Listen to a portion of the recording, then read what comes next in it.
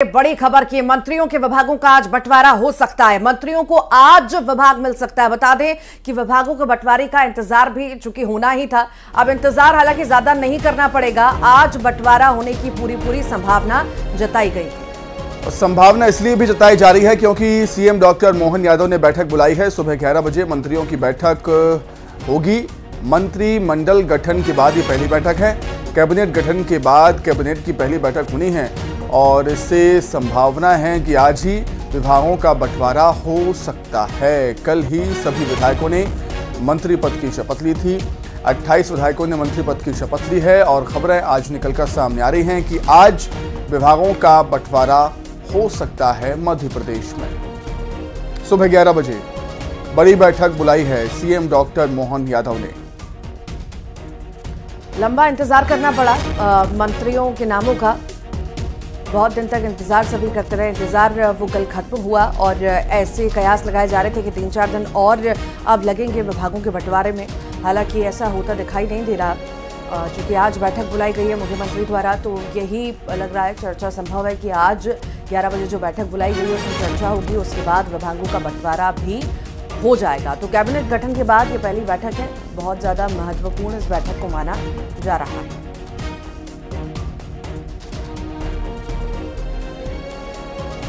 और ज्यादा जानकारी के लिए शैलेंद्र भदौरिया हमारे साथ लाइव जुड़ गए हैं। शैलेंद्र, मंत्रियों के नामों का तो इंतजार हमें लंबा करना पड़ा और ऐसा लग भी रहा था कि शायद विभागों के बंटवारे में 3-4 दिन लगे, पर अब बैठक बुलाई गई है तो ऐसे कहीं ना कहीं उम्मीद है, कयास है कि आज ही नाम सामने विभाग किसे कौन सा मिलेगा सामने आ जाए।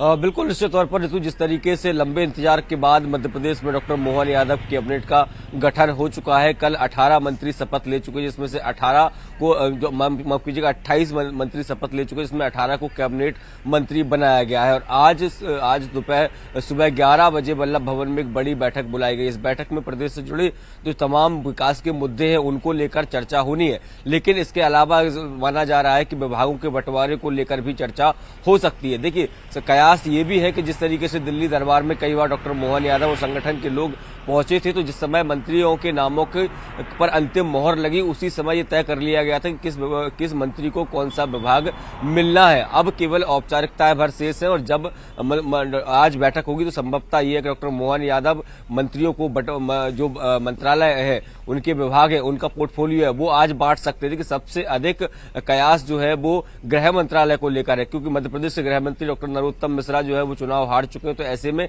कयास ये लगाए जा रहे हैं कि कैलाश विजयवर्गीय या प्रहलाद पटेल में से किसी को गृह मंत्रालय की जिम्मेदारी मिल सकती है। इसके अलावा अगर बात करते हैं नगरीय प्रशासन मंत्रालय, ये भी बेहद महत्वपूर्ण मंत्रालय हो जाता है और भूपेंद्र सिंह जो शिवराज सरकार में मंत्री थे उनको इस बार मंत्री नहीं बनाया गया है, तो इस मंत्रालय पर नजर रहने वाली है। ग्रामीण विकास मंत्रालय जो मंत्री थे महेंद्र सिंह सिसोदिया, वो चुनाव हार चुके हैं, तो ऐसे में ये मंत्रालय किसके पास होगा? ये सबसे अधिक जो कसमोकस है इन्हीं मंत्रालयों को लेकर। पीडब्ल्यूडी मंत्री गोपाल भार्गव थे, उन्हें इस बार शामिल नहीं किया गया है।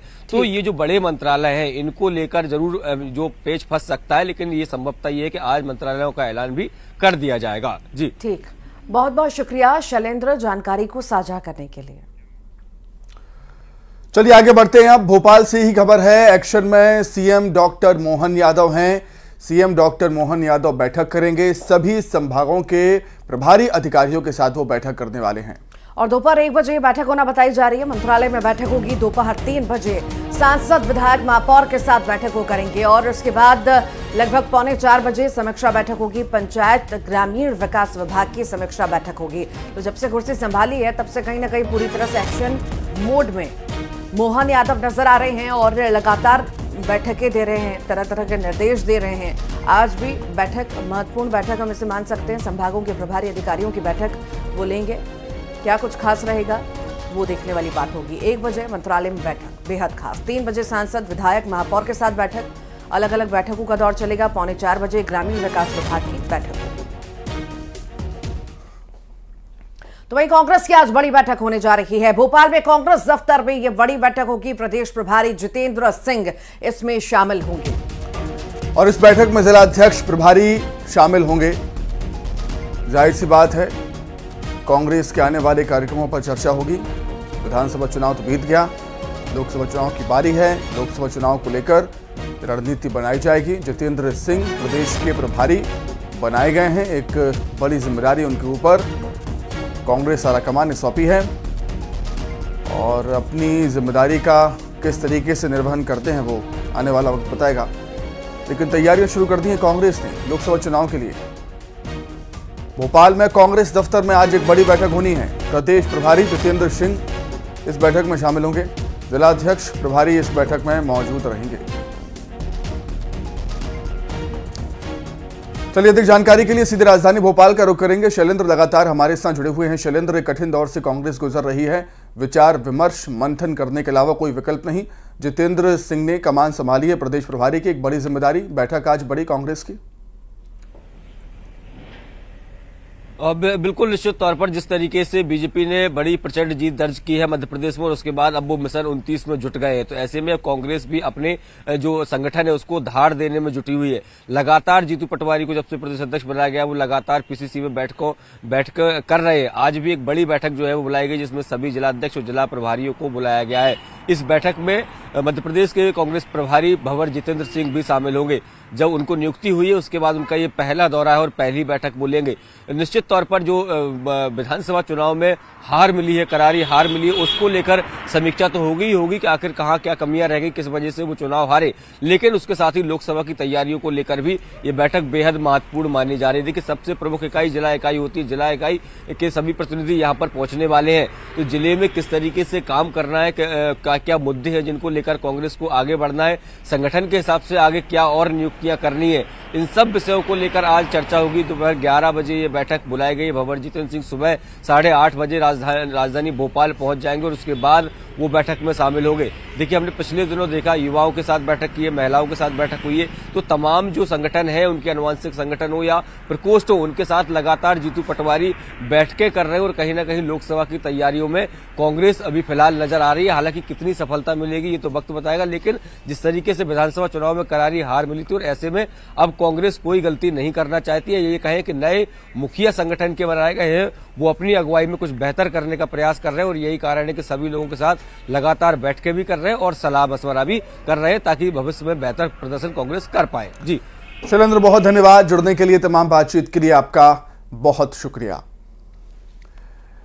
आगे बढ़ते हैं। मध्य प्रदेश में मंत्रिमंडल का गठन हो चुका है। इसमें वरिष्ठ विधायक गोपाल भार्गव को जगह नहीं मिली है और इसके बाद गोपाल भार्गव ने ट्वीट किया और लिखा कि मध्य प्रदेश राज्य के मंत्री परिषद का पूर्ण रूपेण गठन हो गया है। मैं नव नियुक्त मंत्रीगणों को अपनी ओर से शुभकामनाएं प्रेषित करता हूं। प्रदेश भर में मेरे समर्थक मुझसे पूछ रहे हैं कि ऐसा क्या हुआ है कि आपको मंत्रिमंडल में नहीं लिया गया।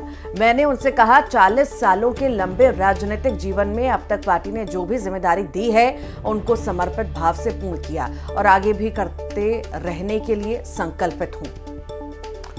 और इसलिए मंत्री परिषद के गठन में पार्टी द्वारा लिए गए निर्णय का मैं स्वागत करता हूं। ये गोपाल भार्गव कह रहे हैं। पद आते जाते रहते हैं, पद अस्थायी हैं, पर जनविश्वास स्थायी है।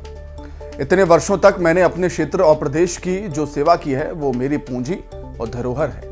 मेरे क्षेत्र ने मुझे प्रदेश का सबसे वरिष्ठ मतलब 9वीं बार का विधायक बनाकर जो देश में दुर्लभ एवं अपवाद है, मुझे 70% वोट देकर 73,000 वोटों से जिताया। ये ऋण मेरे ऊपर है। मैं जब तक इस क्षेत्र का विधायक रहूंगा कोई कमी या अभाव नहीं रहने दूंगा। राजनीतिक दलों के अपने अपने फॉर्मूले होते हैं, सामाजिक क्षेत्रीय कारण हैं जिनके आधार पर पद दिए जाते हैं। उसके भीतर जाने या ना जानने में मेरी कोई रुचि नहीं है, इसलिए मैं मौन हूं। खाली समय में अब मैं प्रदेश में समाज को संगठित कर समाज उत्थान के लिए कार्य करूंगा। ये तमाम वो बातें हैं जो गोपाल भार्गव द्वारा ट्वीट की गई हैं, तो कहीं ना कहीं उनका दर्द छलकता हुआ नजर आ रहा है, क्योंकि मंत्रिमंडल में जगह भार्गव को नहीं मिली है।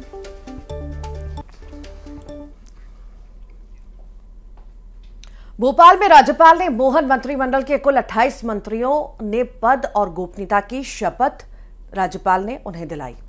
18 को कैबिनेट मंत्री जबकि 6 विधायकों को राज्य मंत्री का स्वतंत्र प्रभार मिला है। वहीं 4 राज्य मंत्रियों ने शपथ ली है।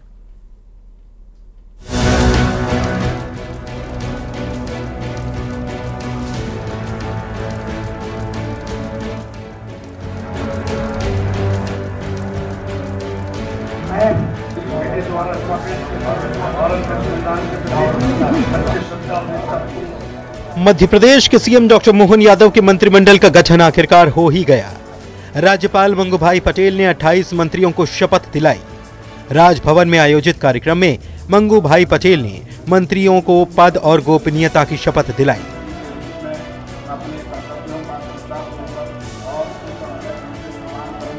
मंत्रियों में 18 को कैबिनेट जबकि 6 को राज्य मंत्री स्वतंत्र प्रभार मिला है, जबकि 4 राज्य मंत्री बनाए गए हैं।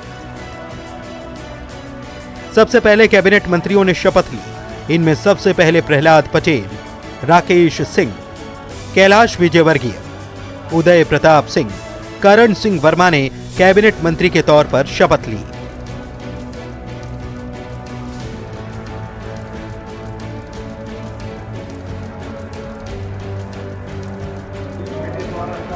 इसके बाद गोविंद सिंह राजपूत, विजय शाह, विश्वास सारंग, तुलसी सिलावट, एदल सिंह कंसाना ने कैबिनेट मंत्री पद की शपथ ली।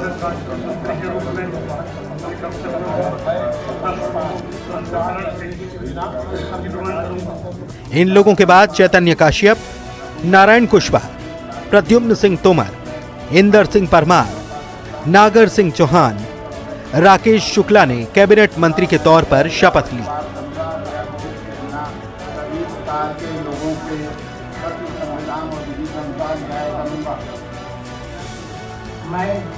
संपतिया उइके को राज्यपाल ने अकेले कैबिनेट मंत्री पद की शपथ दिलाई।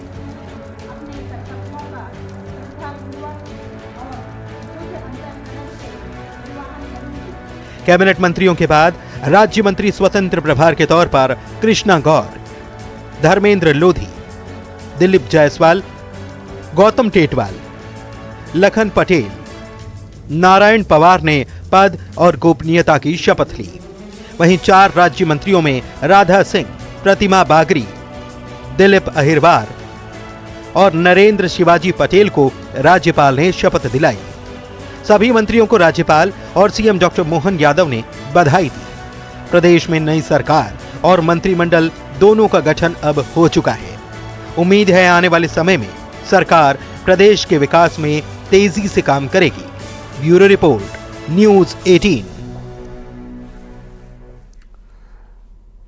तो मोहन मंत्रिमंडल में जाति समीकरण के साथ क्षेत्रों का भी पूरा ख्याल रखा गया है। मालवा निमाड़ से सबसे ज्यादा 7 मंत्री बनाए गए हैं, जबकि सबसे कम विंध्य क्षेत्र से मंत्री बने हैं। वहीं पहली बार विधायक बने दिलीप अहिरवार भी मंत्री बनाए गए हैं।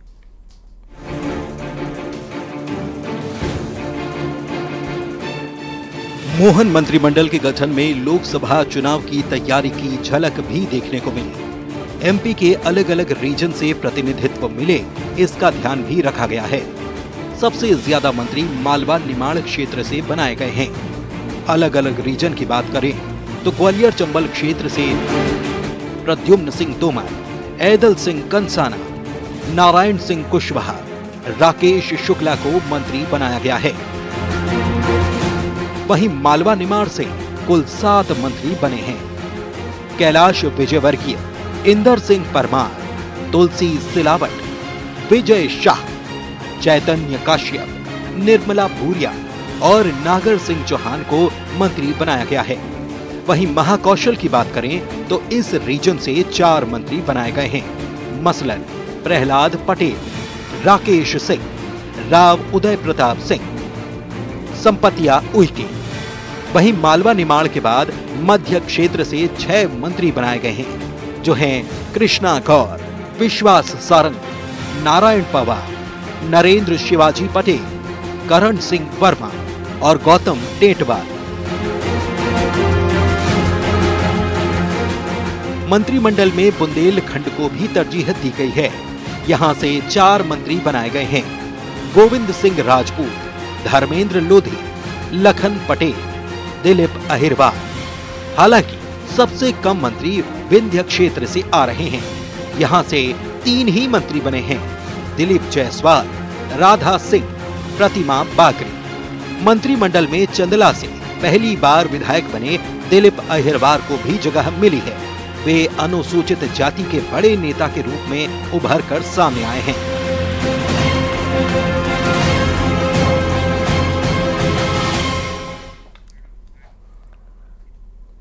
और चलिए अब आगे बढ़ेंगे और बात करेंगे धार की, जहां पर गणेश घाट पर बड़ा हादसा होना बताया जा रहा है। कई गाड़ियों में आग लग गई, 3 ट्रक, 3 कार, 2 बाइक में आग लगी है। और इस हादसे में जो घायल हुए हैं, घायलों को अस्पताल में एडमिट किया गया। बड़ी खबर धार से, गणेश घाट पर बड़ा हादसा हो गया। कई गाड़ियों में आग लग गई है, 3 ट्रक, 3 कार, 2 बाइक में आग लग गई। घायलों को अस्पताल में एडमिट किया गया, जहां पर उनका उपचार चल रहा है।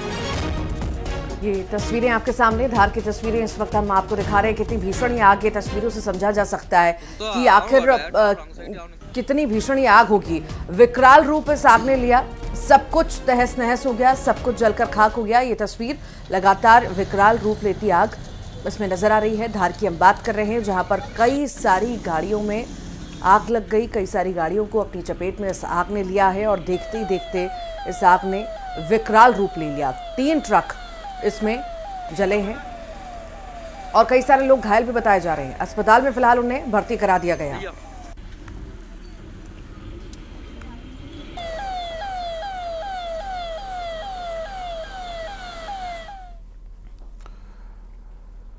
और अब बात करेंगे बागेश्वर धाम के महाराज धीरेन्द्र शास्त्री की, जिन्होंने अपनी शादी की अटकलों को लेकर एक बार फिर से हवा दी है और चर्चाओं में है। वो शादी को लेकर बयान देकर एक बार फिर से वो सुर्खियों में है। उनका कहना है कि कुछ संकल्पों को जल्द ही पूरा करके जल्द ही सेहरा सजाने वाले हैं। बागेश्वर महाराज धीरेन्द्र शास्त्री ने कहा कि वो माता पिता की परमिशन से शादी करेंगे। हम विवाह करेंगे, माता पिता की आज्ञा से करेंगे, लेकिन अब ये प्रपंचों को बढ़ते देखकर, क्योंकि साधु को बर्बाद करना बहुत सस्ता है। इस देश में एक छोटा सा दाग जमीन के अंदर गाड़ देगा, इसलिए हमने प्रण लिया कि हम जल्दी इन सब कार्यों से फ्री हो, अपने मिशन में लगे रहे।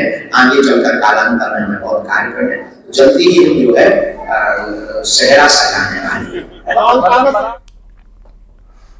और बुरहानपुर में हुई एक शादी की खूब चर्चा हो रही है। दरअसल शादी का न्योता देने के लिए दुल्हन घोड़े पर सवार होकर अपने दूल्हे के यहां पहुंच गई और दूल्हे को तलवार भेंटकर बारात लाने का न्योता दिया।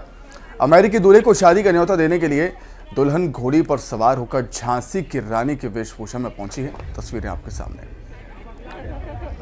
अमेरिकी दूल्हे ने भी प्रस्ताव स्वीकारा और दुल्हन को एक तलवार भेंटकर बारात लाने पर अपनी सहमति दी।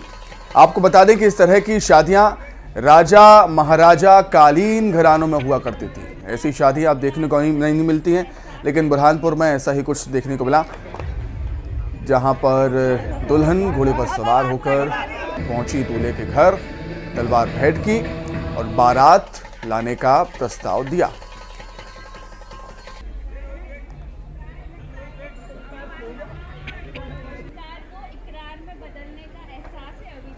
सबसे पहले तो जब हमारी शादी फिक्स हुई तो ये बहुत प्लानिंग वाला इवेंट था कि हम ऐसा कुछ कन्या घाटरी जिसको बोलते हैं वो करेंगे, जिसमें जो लड़की रहती है वो एक दिन पहले जाके बोलती है कि आप नेक्स्ट डे बारात लेकर आइए।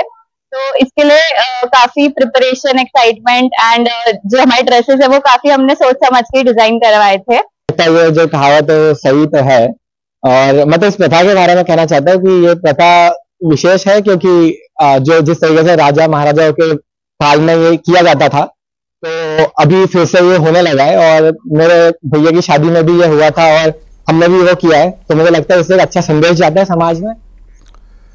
संगीत धानी ग्वालियर में सोमवार को एक इतिहास लिखा गया, जहां एक साथ 1282 तबला वादकों ने ऐतिहासिक किले पर ताल दरबार कार्यक्रम के जरिए एक साथ अपनी ऐसी ताल ठोकी कि गिनीज बुक ऑफ रिकॉर्ड बन गया। गिनीज टीम ने कार्यक्रम के मुख्य अतिथि सीएम डॉक्टर मोहन यादव को रिकॉर्ड का सर्टिफिकेट प्रदान किया और इस गौरवशाली पल को देखते हुए अब हर साल 25 दिसंबर का दिन तबला दिवस के रूप में मनाया जाएगा। इसका ऐलान सीएम डॉक्टर मोहन यादव ने किया। कर्ण महल परिसर में आयोजित हुए कार्यक्रम में केंद्रीय मंत्री ज्योतिरादित्य सिंधिया, विधानसभा अध्यक्ष नरेंद्र सिंह तोमर के साथ ही कैबिनेट मंत्री प्रद्युम्न सिंह तोमर भी मौजूद रहे।